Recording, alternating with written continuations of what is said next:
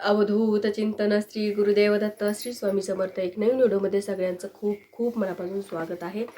तर 8 मार्चला आहे महाशिवरात्री आणि महाशिवरात्रीच्या दिवशी आपल्याला उपवास करायचा आहे. तर उपवास करता वेळेस आपल्याला उपवास करायचा आहे आणि उपवास हा आपण एकादशी सारखा धरतो. एकादशी सारखा म्हणजे आपल्याला त्या दिवशी दुसऱ्या दिवशी उपवास सोडायचा आहे. पूर्ण दिवसभर आपल्याला उपवास करायचा आहे. आणि बघा सगळ्यांनी उपवास करायचा आहे. तुम्ही जर हा उपवास जर केला तर तुम्हाला पूर्ण 12 महिन्याचं एकादशी केल्याचं तुम्हाला फळ मिळत असतं. त्याच्यामुळे जे कोणी एकादशी नाही करीत त्यांनी महाशिवरात्रीचा उपवास नक्की धरायचा. प्रेग्नेंट महिला असतील तर बघा तुमच्या तब्येतीनुसार, तुमची तब्येत जर चांगली असेल, तुमच्या बाळाची तब्येत चांगली असेल तर तुम्ही नक्कीच उपवास करू शकता. खाऊन पिऊन उपवास करायचा आहे. त्याच्यानंतर आपल्याला त्या दिवशी आपण सेवा करणार आहोत महादेवांची. तर आपल्याला महादेवांची पिंड लागते. तर महादेवांची पिंड ही सगळ्यांच्या घरामध्ये असते.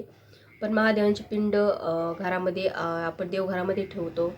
तर नंदी आपण का ठेवत नाही किंवा महादेवांचा फोटो आपल्या घरामध्ये नसू नये, तर तो का नसू नये त्याची पूर्ण माहिती आपण आजच्या व्हिडिओमध्ये बघणार आहोत. त्याच्यामुळे व्हिडिओ शेवटपर्यंत नक्की बघा. तर बघा महादेवांची पिंड आपण आपल्या देवघरामध्ये ठेवत नाही. नंदी का ठेवत नाही? कारण गुरु आणि शिष्यांची एकत्र पूजा होत नाही. त्याच्यामुळे आपण नंदी देवघरामध्ये ठेवत नाही. तुमच्या देवघरामध्ये नंदी जर असेल तर त्याचं तुम्ही विसर्जन करून टाका. आणि मूर्ती ही अखंड असावी, म्हणजे भरीव मूर्ती असावी, पोकळ मूर्ती नसू नये. त्याच्यानंतर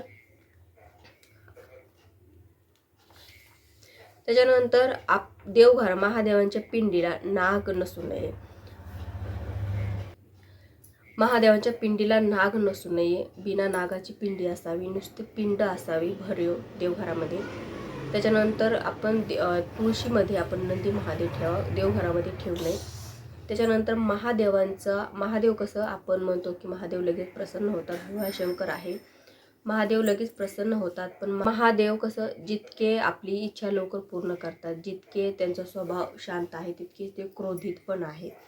तर महादेवांच्या आपण देवघरामध्ये फोटो ठेवत नाही. ज्या जटा ज्यांच्या मोकळ्या असतात असा फोटो महादेवाचा घरामध्ये नसू नये किंवा फोटोच नसू नये आपल्या घरामध्ये. कारण महादेवांच्या फोटोमध्ये डाकिनी, पिशाचिनी सगळे महादेवांचे भक्त आहेत आणि जिथे महादेवांचा फोटो असतो तिथे त्यांचं वास्तव्य असतं असं म्हणतात. त्याच्यामुळे महादेवांचा फोटो आपण आपल्या घरामध्ये ठेवत नाही. तुमच्या घरामध्ये जर असेल तर तुम्ही तो पण विसर्जन करून टाका. त्याच्यानंतर आपल्या देवघरामध्ये आपण महादेवाची पिंड ठेवतो. तर महादेवांचं पिंड हे उत्तरेकडे तोंड करून ठेवायचं. महादेवांच्या मंदिरामध्ये जर तुम्ही गेलात आणि तिथे तुम्ही महादेवांची पूजा जर केली तर आपण मंदिराला प्रदक्षिणा किंवा पिंडला आपण प्रदक्षिणा मारतो. तर तिथे पण तुम्ही बघितलं असेल की नंदी हा बाहेर असतो आणि महादेवाची पिंड ही आतमध्ये मंदिरामध्ये असते.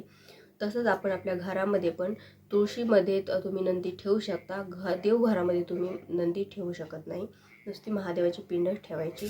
त्याच्यानंतर मंदिरामध्ये आपण दर्शनाला गेलो, आपण तिथे सेवा केली, आपण प्रदक्षिणा मारतो. कोणत्याही मंदिरात गेलो तर आपण प्रदक्षिणा मारतो. तर महादेवांच्या मंदिरामध्ये पूर्ण प्रदक्षिणा कधीच मारायची नसते. कारण ते महादेवांच्या पिंडीवर जे अभिषेक चालू असतो, ते अभिषेकाचं जे तीर्थ असतं ना ते उत्तर दिशेला वाहत असतं आणि ते तीर्थ आपण ओलांडू नये. त्याच्यामुळे आपण ते पूर्ण प्रदक्षिणा आपण महादेवांच्या मंदिराला आपण कधीच मारत नाही. अर्धी प्रदक्षिणा आपण मारतो. त्याच्यामुळे तुम्ही एवढं लक्षात ठेवायचं, कधी महादेवाच्या मंदिरात जर गेले तर तुम्ही पूर्ण प्रदक्षिणा कधीच मारायची नाही. ते तीर्थ आहे ना ते कधीच ओलांडायचं नसतं.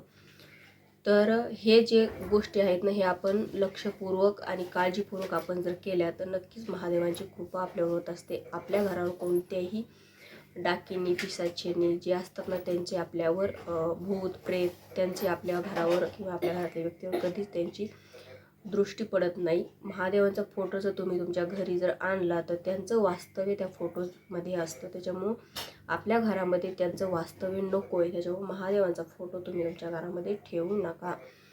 तर बघा तुमच्या घरी असेल तर त्याचं विसर्जन तुम्ही नक्की करा.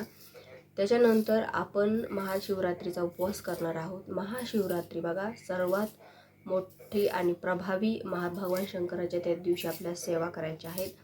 रुद्राभिषेक करायचा आहे. तर रुद्राभिषेक कसा करायचा त्याचा व्हिडिओ मी तुम्हाला कालच्या व्हिडिओमध्ये तुम्हाला त्याची माहिती मी तुम्हाला सांगितली होती, तर तो पण नक्की बघा. रुद्र अभिषेक सगळ्यांनी करायचा आहे. बघा, एरवी आपण सेवा करत नाही, रुद्र करत नाही, कारण रुद्राला खूप वेळ जातो. पण अशा प्रसंगी आपण रुद्र अभिषेक नक्कीच केला पाहिजे, जेणेकरून आपल्या मागे काही थोड्या छोट्या मोठ्या जे संकटे असतात ना, ते लगेच दूर होत असतात. तर नक्की तुम्ही ह्या सेवा करा आणि महादेवांचे पिंड असेल तर पिंड भरीव ठेवा, फोटो असेल तर फोटोचं विसर्जन करा.